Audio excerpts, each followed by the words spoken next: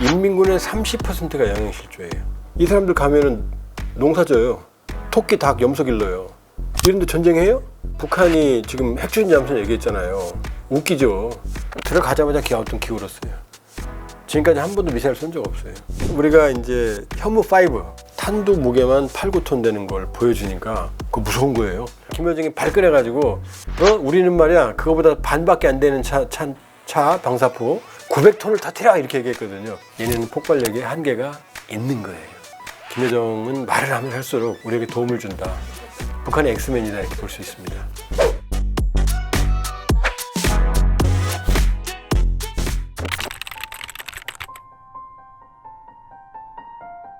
왜 북한이 핵을 만들었느냐를 보시면 여기 써 있죠. 전쟁 못하는 인민군 이렇게 써 있죠. 인민군의 30%가 영양실조예요. 자치인민군, 하숙인민군도 있어요. 이거 뭐냐? 북한 부모들은 자식들이 군대에 가면 제일 걱정이 뭔지 아세요? 영양실조 걸리는 거. 북한도 하나만 나요. 자식 하나만 납니다. 이미 북한도 출산율 1.7 정도밖에 안 돼요. 그럼 어떻게 하느냐? 그 부대 앞에 가서 돈이 있는 집은 집을 하나 빌려요, 방을. 그래서 거기서 끼니 때마다 자식들을 불러내서 밥을 먹여서 들여보내요. 아니면 돈이 좀 없는 집도 그 동네에다 돈을 맡겨놓고 자식이 나와서 필요할 때 먹고 들어가게 합니다. 그럼 부대장이 그걸 허가할까요? 허가합니다. 왜? 그럼 부대에 그만큼 식량이 남잖아요. 지금 김정은이 좋아서 웃고 있는 게 이게 옥수수예요, 군부대 가서. 옥수수 많이 먹이래요. 열량도 없는 거. 자, 여기 또 보세요. 지금 왜 핵을 만드는지 설명드리는 거예요. 봉화산 235 군부대 콩 생산량 짐승 보유 상태. 이게 무슨 얘기지? 저 가운데 보시면 일일 급식량이 있죠. 이상하게 해요. 이 친구들은 부대마다 급식량이 다 달라요. 대한민국 아니거든요. 똑같거든요. 왜냐? 자기들이 농사를 짓거든요. 예를 들어서 지뢰창고다. 그럼 지뢰창고 애들이 밭에서 콩 농사 짓어서 많이 나오면 많이 먹는 거예요. 적게 나오면 적게 나오고. 그 다음에 더 재밌는 거, 웃긴 거. 짐승 보유 실태. 290 연대 경비소대 토끼 9마리, 닭 5마리. 잡아먹는 거예요. 키워서. 이 사람들 가면은 농사져요. 토끼, 닭, 염소 길러요. 이런데 전쟁해요? 이런데 무기가 있겠어요? 그러니까 핵을 개발한 거예요. 핵무기 있으면 이거는 가성비가 아주 높거든요. 지금 북한이 지금 핵추진 잠수함 얘기했잖아요. 웃기죠. 지금 지난해 북한은 김군옥함이라고 해서 지난해 9월에 전술핵 공격 잠수함을 진수시켰거든요. 이건 뭐냐면 50년, 40년 정도 된 잠수함을, 북한 로미오급 잠수함이거든요. 40년 된 잠수함을 길이를 늘렸어요. 이렇게 길이만. 그리고 거기다 미사일 싣고 그게 잠수함이래요. 40년 된 잠수함이 이 미사일을 쏘면 압력이 거대하게 발생하거든요. 압축 공기로 나가니까. 그 다음에 잠수함을 길이를 늘리려면 직경도 늘려야 돼요. 안 그러면 부러져요. 그걸 지난해 9월에 진수해놓고 막 웃고 떠들었거든요. 김군옥 잠수함이라고. 들어가자마자 기아우뚱 기울었어요. 지금까지 한 번도 미사일 쏜 적 없어요. 근데 지금 또 만든대요, 큰 걸. 자, 호주가 아쿠스, 영국, 호주, 오커스, 미국 셋이, 영국과 미국은 핵추진 잠수함 선진국이거든요. 전폭적으로 기술 지원을 받아서 핵추진 잠수함을 만들기로 했거든요. 언제? 벌써 몇 년 됐어요. 근데 첫 호주 선진국이죠. 잠수함 추진 진수가 언제인지 아세요? 2030년대 중반이에요. 근데 저 가난한 배 하나 제대로 못 만드는 북한이 핵추진 잠수함을 갑자기 만든다고요? 러시아가 기술을 준다고요? 호주도 기술을 아예 통째로 주는데도 15년, 20년 걸리는데 북한이 뚝딱뚝딱 2, 3년 만에 저걸 만든다고요? 신용 내고 있는 겁니다. 우리가 방심하면 안 되지만 이번에 여러분 잘 유튜브나 뉴스 보시면 중국에서도 핵추진 잠수함이 하나 침몰했어요. 미니 잠수함이. 그 기술 문제예요. 새로운 원자로 시험하다가 쭉 뒤집어져 버렸거든요. 중국도 그런데 북한이 만든다고요? 말도 안 되는 얘기야. 자, 제가 이거 한번 보세요. 여기 김주에 나온 날이에요. 김주에 나온 날. 제가 북한의 기술력을 보여드리는 거예요. 여기 이제 화성 17형 미사일 발사하는 거거든요. 자, 맨 왼쪽을 보시면 어이구 이제 미사일이 올라가죠. 이동식 발사대 트럭에서 올라가고 있어요. 근데 가운데 자세히 보세요. 이 이동식 발사대가 가운데가 전체 불덩이 휩싸여 있죠. 이건 화염체를 못 해갖고 밑에가 다 타버린 거예요 지금. 이 오른쪽 사진 보세요. 지금 뒤에가 화염이 있는데 트럭 앞부분으로 화염이 나오는 거잖아요. 로켓 발사하면 화염이 어마어마하게 뜨겁거든요. 그게 밑으로 해서 나와서 차 앞부분까지 나온 거예요. 자, 이거 자세히 보세요. 여기 뭐라고 써 있어요? 자, 여기 김정은이 김주애랑 이제 미사일 발사한 사람 중에 사진을 찍는 거거든요. 조선민주주의인민공화국 최고인민회의 상임위원회 정령에서 화성포 17형 발사대차 제321호에 뭐요? 321호라고 그랬어요. 조선민주주의인민공화국 영웅칭호를 수여할 때 돼요. 이 발사대에 영웅칭호를 주고 훈장을 준 다음에 이 차량한테 지금 사진을 찍는 거예요. 제가 뭐라고 그랬죠? 321호라고 그랬죠? 여기 자세히 보세요. 차에는 몇 호라고 써 있어요? 322호라고 써 있잖아요. 제가 말씀드렸죠. 아까 불났다고. 불에 타버린 거예요. 그러니까 빨리 사진 찍어야 되는데 못 오니까 고쳐야 되니까 322호의 사진을 찍은 거예요. 다 들켜요, 이렇게. 이게 기술이에요. 이게 기술이에요. 그러니까 북한이 초보적인 수준의 핵무기는 가지고 있습니다. 가지고 있습니다. 그런데 핵잠수함을 대한민국 세계적인 조선 선진국이죠. 우리가 지금부터 미국 기술을 받아도 잠수함 진입시키는데 10년 이상 걸립니다. 우리가 자체적으로 개발한 한 15년 걸릴 거예요. 근데 북한이 뚝딱 핵잠수함 만든다고요? 만들면 더 위험하죠. 지금 김구록 잠수함 제가 그 50년 된 거 진수시켰다고 그랬죠? 그게 진짜 문제예요. 걔 쏘면 큰일 나요. 그럼 어떤 일이 벌어져요? 동해안에 지금 핵 탄도가 지금 침몰하는 거 아니에요. 그러니까 쏘면 더 무서워요. 그 정도로 북한의 무기는 우리가 방심하면 안 되지만 아주 뭐라 그럴까 절차를 무시한 아주 저돌적이고 무식한 방식으로 이루어집니다. 되지도 않아요. 근데 김정은이 만드니까 만드는 거예요. 김구록 잠수함 지금 준수한 다음에 1년 넘었는데도 아무런 움직임이 없어요. 그러니 단언컨대 핵추진 잠수함 못 만듭니다. 만들어도 성능 안 납니다.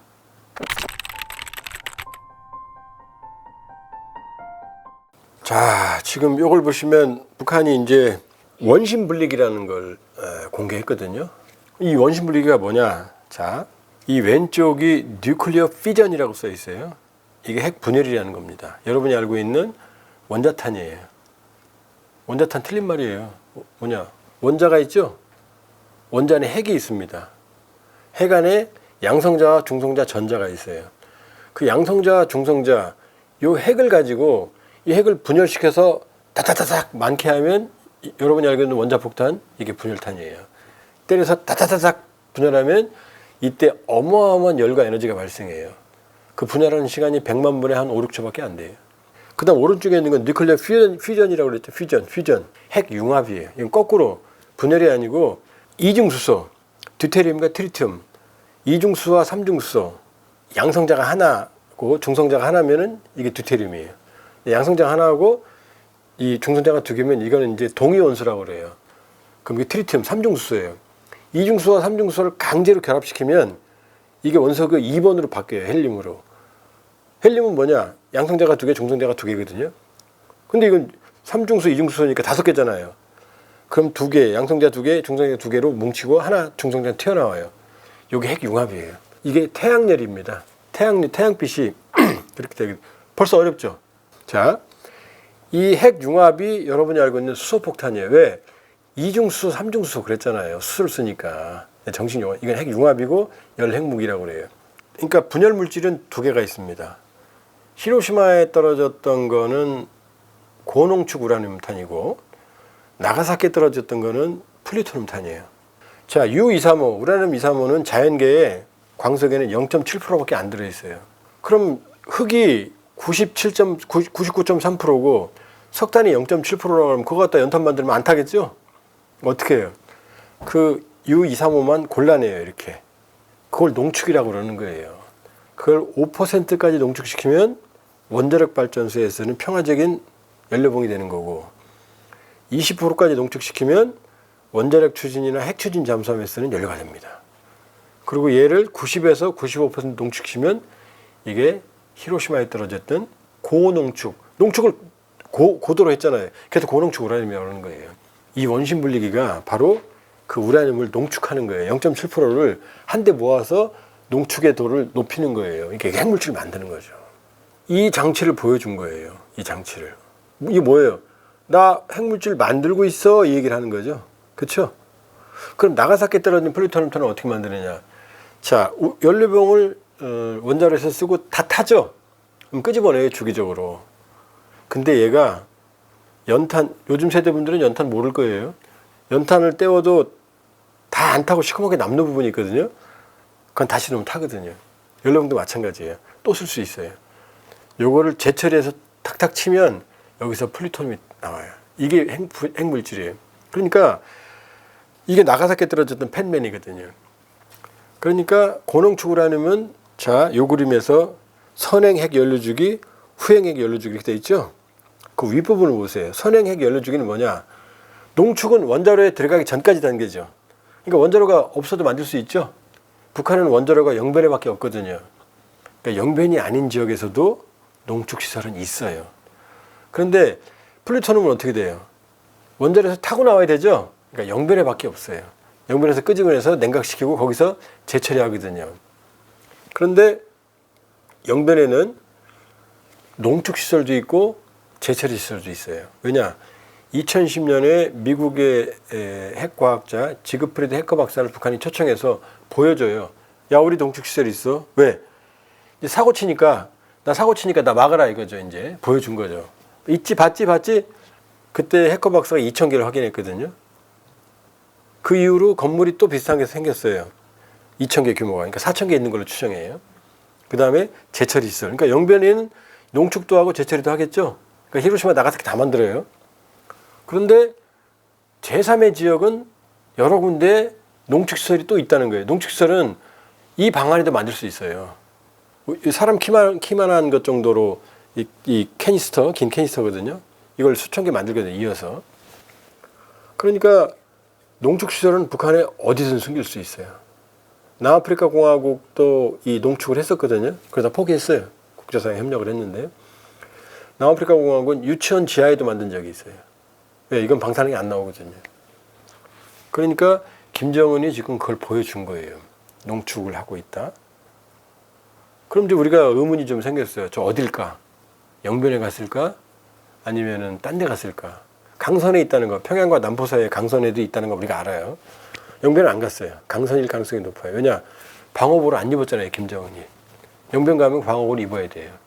그리고 영변은 방사능이 노출되고 있다는 게 우리 정부의, 우리 당국의 판단이기 때문에 그 위험한데 왜 가요? 그러니까 아마 강선에 간 것 같고 그걸 보여준 거예요. 우리 물질을 만들고 있다. 그런데 아까 말씀드렸지만 북한의 미사일이 올라갈 때 막 불나고 그랬죠? 미국에 대한 공격 능력은 없어요. ICBM은 대기권을 나가서 100km, 1100km까지 올라가서 대기권을 넘어가서 대륙을 넘어서 다시 재진입을 해야 되거든요. 대기권 나가서 이렇게 떨어지는 이걸 고각 발사라고 그러거든요. 이건 했는데 나가서 정상 비행하고 재진입하는 건 한 번도 안 해봤어요. 그러니까 미국에 대한 공격 능력은 없고 불행하지만 우리를 공격할 수 있는 능력은 갖췄다 이렇게 볼 수 있어요. 그리고 북한이 가진 핵탄두를 보여드릴게요. 요겁니다. 자, 맨 왼쪽에 있는 동그란 축구공 같은 게 있거든요. 이게 원자폭탄이에요. 이 동그란 게 이제 그 핵 렌즈라고 그러거든요. 요게 원자폭탄이고 가운데 있는 땅콩 모양 있죠? 이게 이제 우리가 알고 있는 수소폭탄입니다. 그리고 맨 오른쪽에 있는 게 화산 30일이라고 하는 전술 핵탄두거든요. 표준화된 전술 핵탄두. 전술이 뭐고 전략이 뭐지? 전략 핵탄두는 일단 폭발력이 크다 생각하시면 돼요.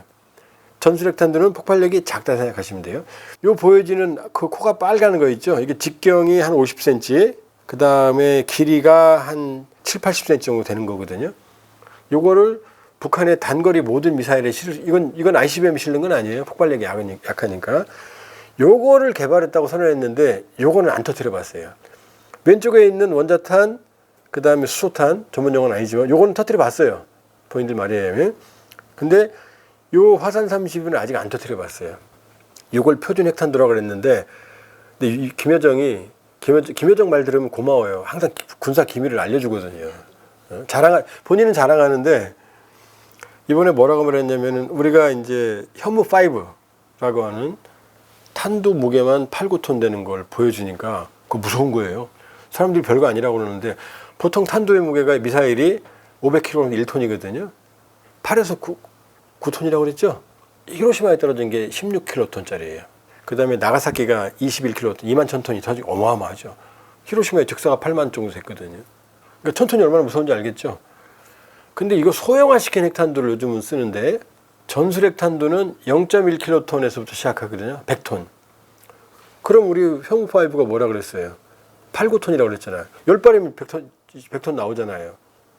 근데 이건 그 개념이 아니고 히로시마 나가사키는 폭탄이 원자 폭탄이 상공에서 터져요. 500m 왜 그래야 폭발력이 멀리 가니까. 근데 현무5는 김정은을 지하에 있는 걸 노리기 때문에 어떠냐면은 탄두가 텅스텐으로 돼요. 텅스텐. 이건 중금속이에요. 쇠보다 2.5배 무거워요. 더 강해요. 그러니까 지하 100에서 200m에 들어가요. 거기서 터져요. 그러니까 어마어마한 땅에 충격할 때 물리적 충격이 일단 생기고요. 마 10으로 떨어지니까 그 자체로 어마어마한 충격이고 지하로 100m, 200m 들어가서 에이 그게 사실이야? 이렇게 생각해 보세요. 두부를 쌓아놓고 한 10층에서 이 도끼날을 떨어뜨리면 두부가 어떻게 되겠어요? 끝까지 들어가겠죠? 그거 똑같은 거예요. 일반 땅이 200m, 콘크리트면 100m까지 들어갑니다. 거기서 터지면 지진이 발생해요. 소규모 충격파와. 그러면 반경 300에서 500m에 있는 벙커는 다 파괴되고 안에 파괴가 안 돼도 충격파로 그 안에 있는 생명체가 죽어요.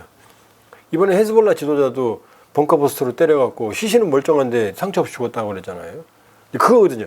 그거 얘기하니까 김여정이 발끈해가지고 우리는 말이야 그거보다 반밖에 안 되는 차 방사포 900톤을 터뜨려 이렇게 얘기했거든요. 그걸 이제 알게 됐어요. 화산 30일 얼마나 폭발력인지. 왜냐 그 방사포가 6발 들어있거든요. 그럼 900톤이면 6분의 1로 나누면은 150톤이죠. 그 방사포에다가 화산 30일을 실을 수 있다고 그랬거든요. 그러니까 얘네들의 화산 30일의 폭발력은 0.15킬로톤이라는 걸 우리가 알게 된 거예요. 그러니까 요 정도가 얘네 기술력이에요. 지금 현재.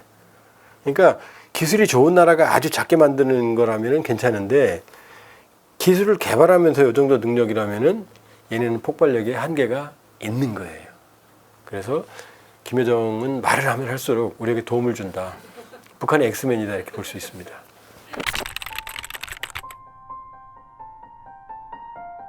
이제 지금은 쓰레기 풍선으로 바뀌었습니다. 공식 명칭이. 왜냐하면 1차, 2차에 정말 뭐 소똥 이런 걸 넣어서 오물, 혐오감을 줬는데 그게 전략적으로 실수였어요. 그러냐 이 군사 정전협정 위반이거든요. 그거는 인간에게 해를 줄 목적으로 물건을 보냈으니까. 그 다음부터는 휴지나 쓰레기 같은 걸 보내거든요. 그런데 자 만일에 북한이 그 오물풍선에 화학물질이나 폭탄을 보낸다. 그건 전쟁행위예요. 그리고 생화학전을 하게 되면 전 세계로부터의 증거가 남아요. 쓸 수는 있죠. 우린 못 쓰나요 그럼? 우린 민간단체도 보내는데 더 잘 보내는데. 자 우리는 이해하죠. 그러나 그럴 가능성은 거의 없다. 한다면 그때는 우린 평양을 폭격하게 돼 있어요. 그렇죠? 그건 걱정하지 마세요. 오히려 걱정하는 건 뭐냐? 이 풍선이 달리는 고속철에 부딪히거나 고속버스에 부딪히거나 여러분이 고속도로 가는데 하나 떨어졌다고 생각해 보세요. 시속 100km를 가는데 아니면 LPG 저장소 이게 걱정인 거지. 그러니까 우리 군도 입장이 그렇잖아요. 만일에 감당하기 어려운 피해가 발생하면 응징하겠다. 그러니까 그런 정도의 문제지 무슨 의도적으로 생화학물질 그럼 우리도 하면 되죠. 우리도 거기다가 또 폭탄 만들어서 보내면 되죠. 더 능력이 있는데. 그러니까 그 우려는 하지 않는 게 좋다. 그러나 조쓰레기 풍선은 위험한 건 사실이다. 이렇게 볼 수 있고요. 지금 북한이 두려워하는 건 심리전 방송이에요. 가을, 겨울에는 북한으로 바람이 거의 안 불어요. 풍선은 북한이 유리해요. 1년 내내 북풍이 불어요. 남쪽으로. 남풍은 한 4월에서 한 8, 9월까지 불고 겨울에는 간혹 불어요. 그래서 사실 대북전단 살포하시는 분들이 있는데 이해하고 표현의 자유가 있고 북한 주민들의 진실을 알려야죠. 그러나 공개적인 전단 살포는 바람직하지 않아요. 왜 그런지 설명을 드릴게요. 일단 공개하면 어떻게 돼요? 북한군이 대비하겠죠? 그 다음에 북한군이 대비하는 비상 상황을 거는데 북한 주민들이 전단 주스로 나올 수 있어요? 물품 주스로? 더 못 나와요, 알리면. 두 번째, 알리면 어떻게 되느냐? 접경 지역이 위험해지잖아요. 이렇게 북한 주민도 힘들고 북한 인민군이 다 수고하고 접경 지역이 위험해지고, 그다음 우리 안에서 국론이 분열되고, 그러니까 왼손이 하는 일을 오른손이 모르게 하시면 됩니다. 북한의 민주화를 위하고 북한의 진실을 알리는 건 해야 됩니다. 그러나 그렇게 공개적으로 선정적인 방식으로 하는 건 바람직하지 않다. 오히려 북한 민주화 운동 전체에 부정적인 영향을 끼칠 수 있고 정부에도 부담을 줄 수가 있다. 그러니까 조용히 할 때는 북한이 반발 안 했거든요. 그런 점에서는 조금 선정적인 방식은 지양을 하시는 게 좋을 것 같다. 이렇게 볼 수 있습니다. 북러 조약은 김정은의 짝사랑이고 절대적으로 러시아가 유리하다. 푸틴이 유리하다. 푸틴 손에서 김정은이 놀고 있다라고 볼 수 있습니다. 그러니까 이게 어떤 문제가 발생하느냐, 중국이 돌아버렸어요. 이것 때문에 북중 관계가 지금 파탄 난 거예요. 자, 지금부터 중요한 거 말씀드릴게요.